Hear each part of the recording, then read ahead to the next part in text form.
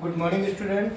As you know, this is Shaila Khan Shukla, and today I really welcome you, all the students in my era. And today we all will going to learn and study about the integration, the algebraic equation. This is a very important chapter, and this is mainly connected with the basic maths. And today we will focus on that one, and we will going to solve the problems and deal with the sums of these particular chapters. Firstly, I would like to wish you a very happy Gandhi Jayanti and a Lal Bahadur Shastri Jayanti to all the students and all the viewers who are watching me. And today we are going to continue with the chapter that is algebraic expressions.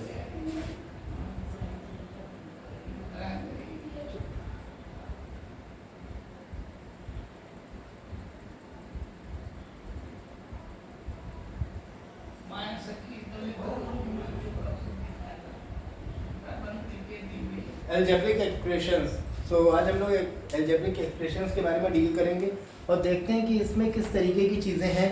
सबसे पहले firstly I would like to conclude begin our things with some rules and phenomena of this particular chapter. सबसे पहले हम लोग बात कर लेते हैं, एक वैल्यू आती है कांस्टेंट कि what are the constant. Constant के साथ एक्चुअली में हम अगर आपसे बात बताएं कि व्हाट आर द कांस्टेंट, तो कांस्टेंट के साथ में एक्चुअली में हम लोग बचपन से डील करते आ रहे हैं from that particular time period when we have started our studies. यानी कि जब हम लोगों ने प्री सेक्शन में सबसे पहले 1 2 3 4 करके गिनतियाँ गिननी चालू की थी, we have started with the numbers, तो वहाँ से ही हमने कांस्टेंट को सीखना चालू कर दिया था। मीन्स कि कांस्टेंट कुछ ऐसे मार्क्स होते हैं, कुछ ऐसी वैल्यूज होती हैं जो हमेशा ही एक निश्चित ही रहती हैं।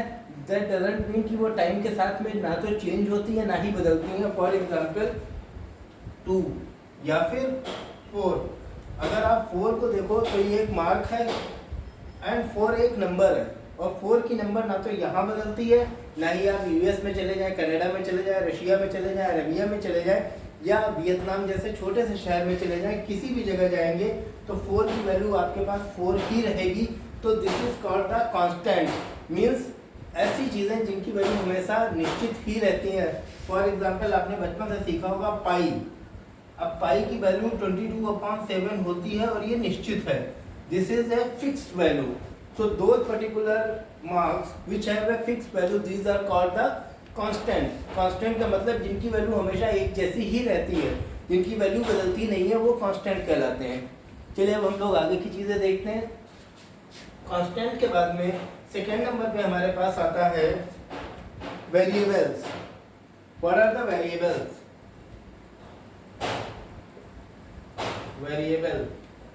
Variable means those particular marks which are not having a constant value. As variables वो मार्क्स होते हैं जिनकी वैल्यू हर क्वेश्चन में हर कंडीशन के हिसाब से लगातार चेंज होती रहती है, उनको हम लोग वेरिएबल्स कहते हैं। और वेरिएबल्स मेनली हम लोग जो कंसीडर करते हैं, वेरिएबल्स को किसी भी मार्क्स से हम लोग कंसीडर कर सकते हैं। फॉर एग्जांपल ए से मान लेते हैं, बी से मान लेते हैं, X Y Z P Q R S K L M N O P. तो इस तरीके से कोई भी एक इंग्लिश का अल्फाबेट ले सकते हैं। लेकिन सपोज कीजिए आपने किसी एक क्वेश्चन में किया 2a is equal to, suppose कर लीजिए आपने लिखा है 10, then a is equal to 10/2, then a is equal to 5 आ गया। एट द सेम कंडीशन अगर आप लोग दूसरा कोई एक क्वेश्चन देखें जहाँ पर 3a इज इक्वल टू 9 दिया हो, तो a की value 9/3, then a is equal to 3 आ गया। दैट्स मीन कि a की वैल्यू हर कंडीशन के हिसाब से चेंज होती रहती है और उसका जो कांस्टेंट वैल्यू है वो एक नहीं हम लोग मिल पाती है। This is the main reason कि why a is considered at the variable. Variables का मतलब है कि ऐसी मार्क्स या ऐसे अल्फाबेट्स जिनकी एक कांस्टेंट वैल्यू नहीं होती है वो कहलाते हैं वेरिएबल्स। ओके स्टूडेंट्स, चलिए अब अगले टॉपिक की तरफ हम लोग बढ़ते हैं।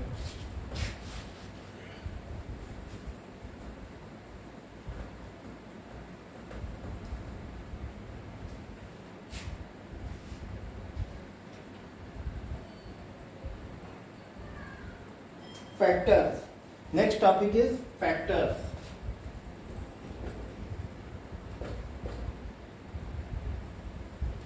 फैक्टर्स की अगर हम लोग बात करते हैं कि फैक्टर्स क्या होते हैं, तो फैक्टर्स मीन्स वो सारी डिजिट्स, वो सारे वेरिएबल्स और कांस्टेंट वैल्यूज जिनको मिलाकर के एक कोई भी टर्म कंप्लीट हुआ है, उसको हम लोग वेरिएबल्स और कांस्टेंट की मदद से अलग अलग भी कर सकते हैं। तो जिन टर्म्स को हम लोग अलग अलग कर सकते हैं वो हमारे लिए फैक्टर्स हो जाएंगे। फॉर एग्जाम्पल अगर हम लोग देखते हैं -4xy, अगर इसमें हम लोग देखते हैं तो ये पूरा टर्म किस चीज़ से मिलकर के बना है, -4 × x × y, तो ये 4x और y इन तीन टर्म से मिलकर के बना है। तो ये तीनों टर्म इसके क्या है, फैक्टर्स है, जिनकी मदद से ये मिलके बना है। बिल्कुल उसी तरीके से जैसे अगर आप लोग 21 की बात करते थे, 21 का अगर आपको फैक्टर निकालना होता था तो आप लोग क्या करते थे, 3 × 7 निकालते थे and you will get the factors, एक ये 3 और एक ये 7। The 3 and 7 are the factors for 21 at the same condition for -4xy, -4 × x × y are the factors.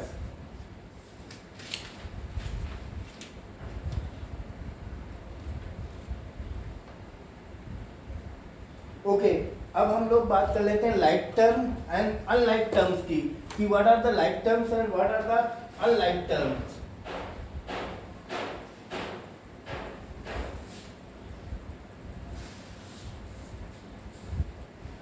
Like term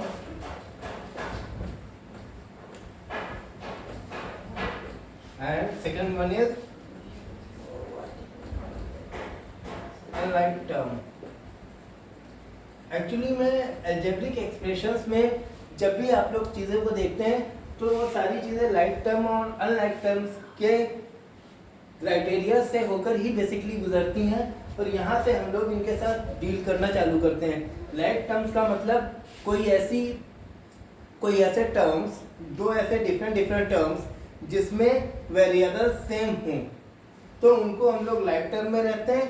और दो ऐसे वेरिएबल्स जो सेम टर्म में ना हो तो these are called in the unlike term. जैसे लाइक टर्म की हम लोग बात करते हैं, 3a + 6a हम लोगों ने लिख लिया है। अब a तो इसमें कॉमन ही है, तो हम इस क्वेश्चन को इस तरीके से सॉल्व कर सकते हैं। a कॉमन ले लिया, अंदर बचा 3 + 6, दैट्स मीन a × 9 = 9a, या डायरेक्टली हम लोग इसको सॉल्व करके 9a लिख सकते हैं यहाँ पर। तो इस तरीके से हम लोग देख सकते हैं कि जो लाइक टर्म्स होते हैं उनको हम लोग इजीली सॉल्व कर सकते हैं, क्योंकि उनमें जो वेरिएबल्स होते हैं वो सेम होते हैं, these are having the same variables. अच्छा, अनलाइक टर्म की अगर आप बात करते हैं तो इसमें वेरिएबल्स सेम नहीं होते हैं। सपोज कीजिए 4a²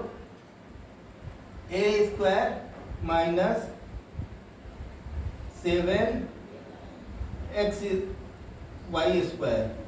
अब यहाँ पर देखिए आप कि कोई भी चीज़ कॉमन नहीं है, मीन्स यहाँ पर आपके पास a दिया गया, यहाँ पे x है, यहाँ पे y है, तो ये कहाँ से सेम हो गया, ये सेम ही नहीं हुआ। तो that's why they are come in the criteria of unlike term. Okay students,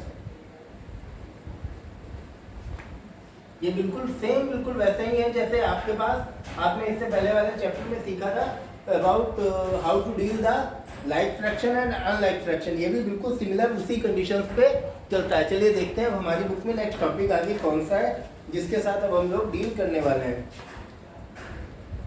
चलिए, 7th क्लास की जो चीज़ें हैं वो ख़त्म हो गई हैं, और जो भी कुछ टॉपिक्स और डील्स बचे हैं उनको हम लोग आगे क्रैक करेंगे। अब हम लोग बात कर लेते हैं 8th क्लास की, क्योंकि 6th क्लास का पोर्शन इसी के साथ आपका कंप्लीट हो गया, और ये तीनों क्लासेस 6, 7, 8 तीनों क्लासेस के लिए बहुत ज़्यादा इम्पॉर्टेंट है। अब इसके बाद में हम लोग बात कर लेते हैं कोफिशिएंट्स की क्या होती है। Coefficients,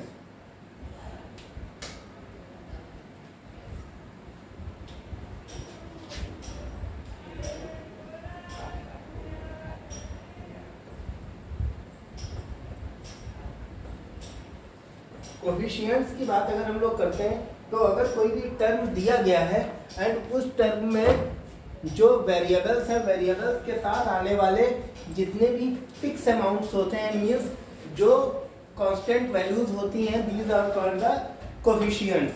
something like that one कि अगर आपके पास 9x² लिखा हुआ है तो 9x² में अगर आप डील करें तो 9 जो है वो तो आपके पास क्या हो गया, एक वेरिएबल। तो x जो है वो एक वेरिएबल हो गया, क्योंकि x की वैल्यू हर क्वेश्चन में अलग अलग बदलती रहती है। But the thing is that कि 9 की वैल्यू हमेशा एक ही रहती है। तो हेयर 9 क्या हो गया आपका कोफिशिएंट हो गया, एंड x² आपके पास क्या हो गया, ये आपका वेरिएबल हो गया। तो इस तरीके से चल के हम लोग ये चीज़ें आगे सॉल्व कर सकते हैं और देखते हैं कि इनको किस तरीके से आगे हम लोग क्वेश्चंस में टाइम टू टाइम डील करेंगे। अब हम लोग बात कर लेते हैं टाइप्स ऑफ अलजेब्रिक एक्सप्रेशंस की, जो कि 8th क्लास में एक टॉपिक है और बहुत ही अच्छा टॉपिक है, the types of algebraic expressions. इसके बारे में अब हम लोग डील करना स्टार्ट करते हैं।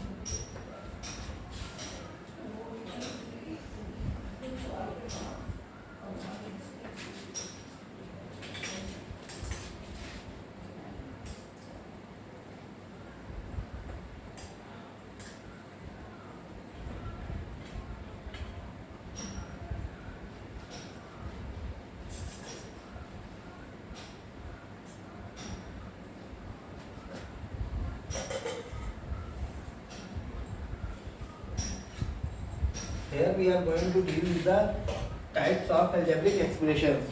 तो टाइप्स ऑफ algebraic expressions की अगर हम लोग बात करते हैं तो algebraic expressions मेनली जो है वो 4 तरीके के होते हैं। The first one is called the monomial. Monomial means single term. First one है मोनोनॉमियल।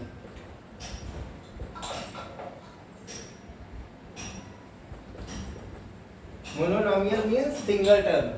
इसमें हम लोग सिर्फ सिंगल टर्म को ही डील करेंगे, जैसे -3xy, या फिर आपने डील किया है 4y²। अगर आप लोग देखें तो ये एक पूरा टर्म है, सिर्फ सिंगल टर्म को ही इसमें हम लोग डील करते हैं। किसको डील करते हैं? सिंगल टर्म को।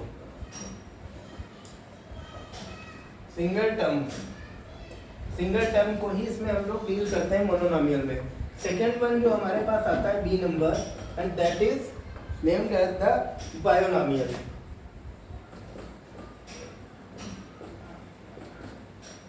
बायोनॉमियल में ठीक इसी तरीके से हम लोग 2 टर्म्स के साथ में डील करते हैं।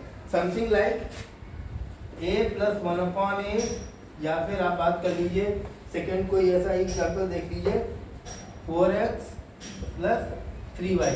अब यहाँ पर एक खास चीज़ देखिएगा कि जब भी कोई एडिशन का या सब्सट्रैक्शन का मार्क लगेगा तो वहाँ से नंबर ऑफ टर्म्स जो है वो इंक्रीज हो जाएंगे। अगर इनटू या मल्टीप्लाई या डिवाइडेशन का अगर मार्क लगता है तो वो सिंगल टर्म ही कंसीडर्ड किया जाएगा। तो इस चीज़ पे हमेशा आप ध्यान रखिएगा। थर्ड नंबर पे आता है आपका at the same condition trinomial.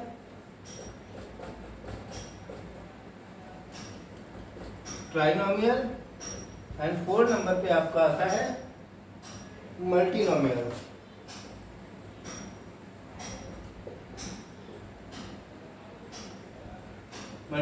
Trinomial में 3 पद होंगे और मल्टीनोमियल्स में 4 या 4 से ज़्यादा पदों के बारे में, 4 या 4 से ज़्यादा टर्म्स के बारे में हम लोग डिस्कस करेंगे। तो वहाँ से हम लोग इसके बारे में जानेंगे और देखेंगे कि किस तरीके से ये डिफ्रेंशिएट किए जा सकते हैं और इनको किस तरीके से हम लोग डील करते हैं। चलिए, ये तो हम लोग की एक सिंपल सी बात हो गई। सबसे पहले रूल्स की, टर्म्स की, कंडीशंस की एंड डीलिंग क्रैक करने का तरीका कि किस तरीके से प्रॉब्लम्स आगे आएंगे और किस तरीके से हम उनको डील करेंगे। अब इसके बाद में हम लोग कुछ प्रॉब्लम्स के बारे में भी फेस आउट करते हैं कि किस तरीके से वो डील की जाएंगी। 7th और 8th क्लास में these are completely given in this particular chapter, but in 6th class अगर हम लोग बात करते हैं तो वो आगे इक्वेशंस नाम के एक चैप्टर में दी गई हैं। तो चलिए आगे हम लोग इक्वेशंस नाम का जो चैप्टर है वो भी डील कर लेते हैं। उसके साथ में इससे रिलेटेड जो प्रॉब्लम्स हैं उनको भी डील कर लेते हैं। बट उनको डील करने से पहले कुछ चीज़ें ऐसी हैं जो हम लोगों को देखना बहुत ज़्यादा ज़रूरी है, जो बेसिक्स हैं। सबसे पहले अगर हम लोग बात करते हैं इक्वेशंस को डील करने की, तो इक्वेशंस में हमारे पास सबसे पहली चीज़ आती है कि एडिशन या सब्सट्रैक्शन हमेशा केवल जो लाइक टर्म होंगे उन्हीं का होगा। मैंने लास्ट टाइम भी बताया था, अनलाइक टर्म के साथ में एडिशन या सब्सट्रैक्शन जैसी किसी भी चीज़ के साथ हम लोग डील नहीं करते हैं। बट मल्टीप्लिकेशन या डिवीज़न नाम जैसी चीज़ों के लिए हम अनलाइक टर्म्स को भी डील कर लेते हैं, but not for the subtraction and yes addition. Very good. And now अब हम लोग देख लेते हैं कि जो इक्वेशंस बनती हैं अलजेब्रिक एक्सप्रेशंस की, उन इक्वेशंस को हम लोग किस तरीके से डील करते हैं, जरा वो बेसिक्स आप समझ लीजिए। सपोज दैट अगर यहाँ पर आपके साथ में x + 2 = 4 दिया गया है, तो x की वैल्यू कितनी हो जाएगी, 4 - 2, तो x की वैल्यू 2 निकल आई। इस तरीके से हम लोग क्या देख सकते हैं, यहाँ पर देखिए, आप फोकस कीजिए सबसे पहले कि जो चीज़ x के साथ में प्लस में दी गई थी +2, वो आगे चल के जब इक्वेशंस के राइट हैंड साइड पे आया, यानी कि उसने अपना पाला बदल लिया, देन x की वैल्यू के लिए वो +2 -2 में चेंज हो गया, एंड देन उसके बाद में we got our value which we wanted. अच्छा, सेम कंडीशन अगर हम लोग दूसरा इस तरीके का कोई क्वेश्चन है कि y - 7 = 10, अगर इस तरीके का कोई क्वेश्चन हम लोग लेते हैं जहाँ पे y एक वेरिएबल है और 7 एज यू नो कि एक कांस्टेंट है, तो यहाँ पर y = कितना हो जाएगा, 10 और +7, यानी कि ये जो -7 था आपकी बार ये इक्वल्स के उधर जाएगा, तो ये किस में हो जाएगा, ये प्लस में चेंज हो जाएगा और हमारे पास इजीली वैल्यू आ जाएगी कितनी, यस 17। इस तरीके से हम इन क्वेश्चंस को सॉल्व करेंगे। अब इसके बाद में हम लोग जरा कुछ और चीज़ें देख लेते हैं मल्टीप्लिकेशन या सब्सट्रैक्शन की भी, कि वो किस तरीके से सॉल्व की जाएंगी। जैसे अगर आप बात कीजिए 3p = 27, अब यहाँ पर 3p तो दिया गया है मल्टीप्लिकेशन में, 3 मल्टीप्लिकेशन में है और इधर ये 27 है, तो प्लस का माइनस हो रहा था, माइनस का प्लस हो रहा था, तो मल्टीप्लिकेशन का अपोजिट क्या होता है, डिवाइडेशन, तो अपोजिट में जाएगा तो ये डिवाइडेशन में चला जाएगा। दैट मीन 27/3, तो p की वैल्यू हमारे पास आ जाएगी कितनी, यस वेरी गुड, 9। इस तरीके से हम लोग आगे की चीज़ें कंसीडर करते हैं। अब एक और क्वेश्चन हम लोग इसी टाइप का देख लेते हैं कि किस तरीके से पड़ेगा। जैसे कि अगर आपने बात किया y/5 = 10, y/5 = 10, तो अगर मल्टीप्लिकेशन का उल्टा डिवीजन हो रहा था, तो डिवीजन का उल्टा भी तो मल्टीप्लिकेशन ही होता है, तो y = कितना हो जाएगा, 10 × 5, देन y = 50। तो इस तरीके से हम लोग डिफरेंट वेरिएबल्स हैं, उनकी एक कांस्टेंट वैल्यू उस इक्वेशन के हिसाब से निकाल सकते हैं, and we can easily crack the problems and we can easily able to deal with them. और इस तरीके से ये चैप्टर में आने वाली जो भी प्रॉब्लम्स है आप लोग डील करेंगे और इससे रिलेटेड प्रॉब्लम्स लगाएंगे। और अगर किसी भी क्वेश्चन में अगर आपको प्रॉब्लम होती है तो you can directly contact to me on my WhatsApp number, and उसके बाद में आपकी प्रॉब्लम को मैं 2 आवर्स के अंदर सॉल्व करने की कोशिश करूँगा।